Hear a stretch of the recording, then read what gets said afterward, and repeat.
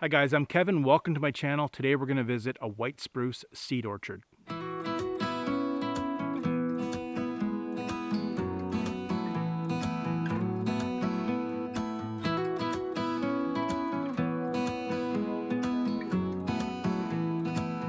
right guys, today we're in a seed orchard. I bet a lot of you have not heard of seed orchards before. I bet you're familiar with pear orchards and apple orchards and grape orchards.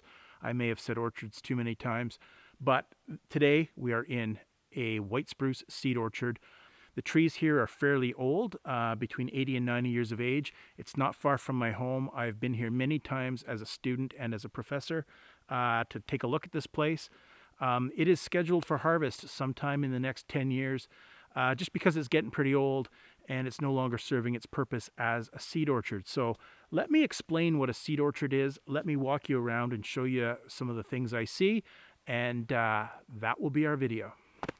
So as I was setting up my first shot, I found I was in a fairy ring. What's a fairy ring? Well, there's a ring of mushrooms here, all in a circle, and they go right around to the back of that tree.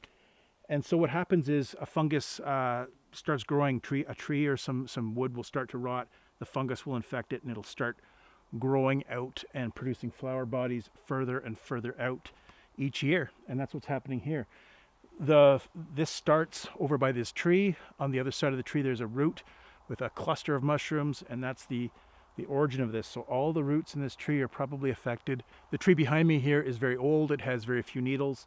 It obviously has a lot of root rot going on, and it's obviously dying.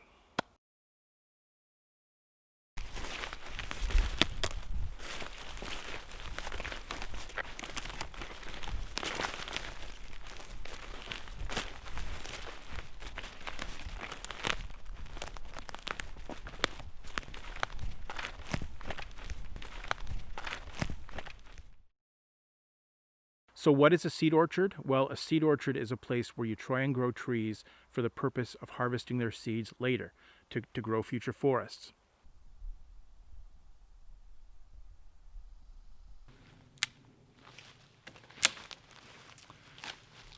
So some of the trees in here are awfully big. These are all white spruce. They were planted about 70 to 80 years ago. So back in the day when tree improvement programs were new in Canada and Ontario, about 80 to 100 years ago, forestry crews would be sent out into the natural forest to go and find the biggest, best individual trees they could. They would find those trees, they would cut them down, and they would harvest the cones and the seeds from those trees. They would bring those seeds back, keeping track of them and propagating the seedlings from those trees. The seedlings are then planted in a spot like this. This is quite close to a highway. You probably hear the vehicles, so it's a handy spot. The trees are planted in a well-spaced fashion so that you can get vehicles in and out. And the idea is that when these trees grow bigger, as they are now, they will cross-pollinate, and the offspring from these trees should be bigger, better, and grow faster than the average tree in the wild. So this is what you call a first-generation seed orchard. All the seed here came from wild trees out in nature, and they're put here to breed amongst each other. So the trees here, because they're planted together, they're going to pollinate with one another, and most of the breeding, so to speak, occurs with these individuals. Pollen does travel a long way, and you're going to get some pollination from outside sources, but in general, most of the seed from this site should be the offspring of two parents from this site. So now that these trees are really large, it's really tough to get to the top and collect the seed, and the seed orchard is kind of outgrown itself, so to speak. It's no longer that useful for collecting seeds.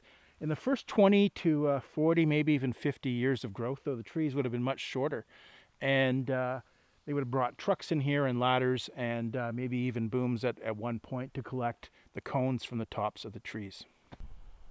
So if you walk around in here, you're going to notice that the trees are all in a straight line, which is a real indication that you've got a plantation here. And the trees are really spaced quite wide, further apart than they would normally be if your objective was to grow trees for volume.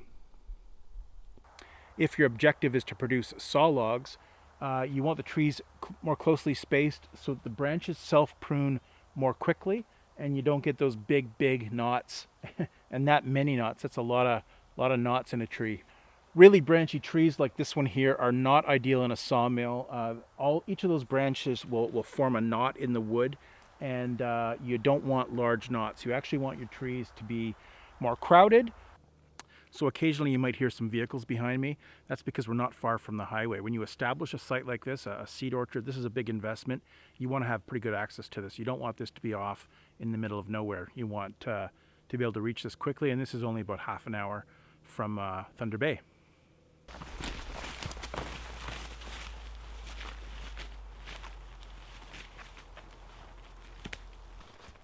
So if you look behind me here, you'll see a little bit of orange spray paint. That's the number 1. There's a number 2 over there, a number 3 over there. I'm not precisely sure what these numbers are for, but I do know because I was a forestry student at one point in time about 25 years ago. We visited this site, and I came here as well as a professor. We visited this site and we would do growth and yield studies and try and figure out how well these trees were growing. So some plots in here may be remeasured year after year. Some of this marking might just be because students came in and were given an assignment to figure out how much volume is in this site and how well these trees are growing. So this is kind of interesting. This is a tree that's been cut down and it's been left here. So why is that? Why was a tree cut down and left here? Well, here's the clue. This is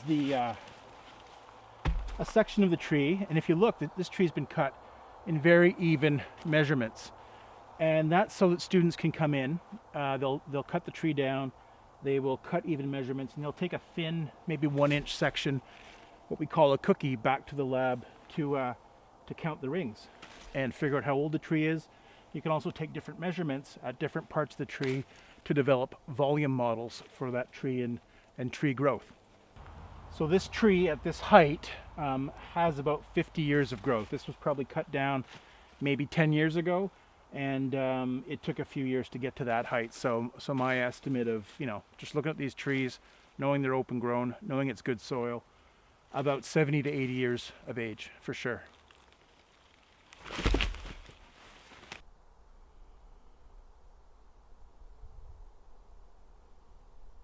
So because this site is really open grown, there's a lot more light getting to the forest floor, and there's a lot of areas where you're getting a lot of shrubs. Here's some beaked hazel that's growing here.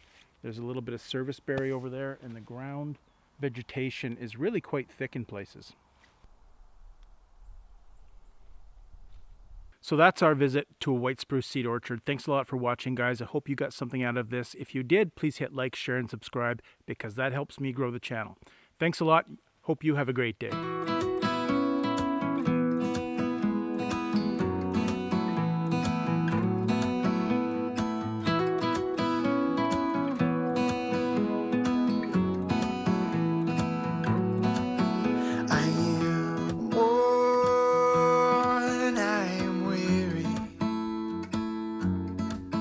Travel